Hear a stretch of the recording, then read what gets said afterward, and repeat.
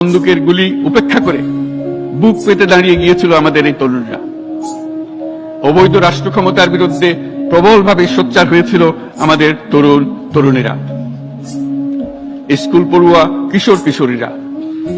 তারা নিঃসঙ্গ চিত্তে উৎসর্গ করেছিল তাদের জীবন। শত শত মানুষ চিরতরে হারিয়েছে তাদের দৃষ্টিশক্তি। আমাদের মায়েরা, দিনমজুরিরা ও শহরের অগণিত মানুষ তাদের সন্তানদের কাঁধে কাঁধ মিলিয়ে নেমেছিল রাজপথে। তপ্ত রোদ, বৃষ্টি, মৃত্যু ভয়কে তোয়াক্কা না করে তারা সত্য ও ন্যায়সঙ্গত আকাঙ্ক্ষার বিরুদ্ধে দীর্ঘকালব্যাপী রাষ্ট্রযন্ত্রকে পরিচালনা করার অশুভ ষড়যন্ত্রকে পরাভূত করেছিল। জনগণের এই আন্দোলনে আমাদের জানা মতে প্রায় 800-এরও বেশি জীবন আমরা হারিয়েছি স্বৈরাচারী শক্তির হাতে। উদারনীতি, বহুত্ববাদ ও ধর্মনিরপেক্ষতার উপর মানুষের গভীর বিশ্বাস থেকেই বাংলাদেশ রাষ্ট্রের অভ্যুদয় হয়েছিল। 1971 সালে যে মূল্যবোধকে বুকে ধারণ করে আমাদের গণমানুষ যুদ্ধ করেছিল, সেই মূল্যবোধকে বহু বছর পরে আবার জেনারেশন জি, যে প্রজন্ম জি, নতুনভাবে আমাদেরকে দেখতে শিখিয়েছে। এরকমটি আমরা দেখেছিলাম 1952 সালের ভাষা আন্দোলনে, বাংলাকে মাতৃভাষা হিসেবে প্রতিষ্ঠার সময়। বাংলাদেশের এই অভ্যুত্থান আগামী দিনগুলোতে বিশ্বের বিভিন্ন প্রান্তে মানুষকে মুক্তি ও ন্যায় বিচারের পক্ষে দাঁড়াতে প্রেরণা যোগাবে। আমাদের মুক্তি ও গণতান্ত্রিক আকাঙ্ক্ষাকে বাস্তবে রূপ দিতে আমি তাই আজ বিশ্ব সম্প্রদায়কে আমাদের নতুন বাংলাদেশের সঙ্গে সম্পৃক্ত হবার উদাত্ত আহ্বান জানাচ্ছি।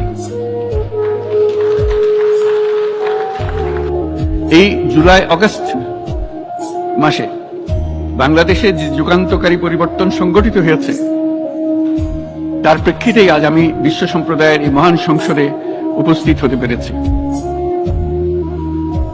আমাদের গণমানুষের, বিশেষ করে তরুণ সমাজের অফুরন্ত শক্তি আমাদের বিদ্যমান রাষ্ট্র কাঠামো ও প্রাতিষ্ঠানিক আয়োজনগুলো আমূল রূপান্তরের এক নতুন সম্ভাবনার দ্বার উন্মোচন করেছে। আমাদের ছাত্র ও যুব সমাজের আন্দোলন প্রথম দিকে মূলত ছিল বৈষম্য বিরোধী আন্দোলন, পর্যায়ক্রমে তা গণ আন্দোলনের রূপ নিয়েছে। এরপর সারা পৃথিবী অবাক বিস্ময়ে দেখেছে কিভাবে সমগ্র বাংলাদেশের মানুষ একনায়কতন্ত্র, নিপীড়ন, বৈষম্য, অবিচার ও দুর্নীতির বিরুদ্ধে রাজপথ ও সামাজিক যোগাযোগের মাধ্যমে দৃঢ়ভাবে রুখে দাঁড়িয়েছিল।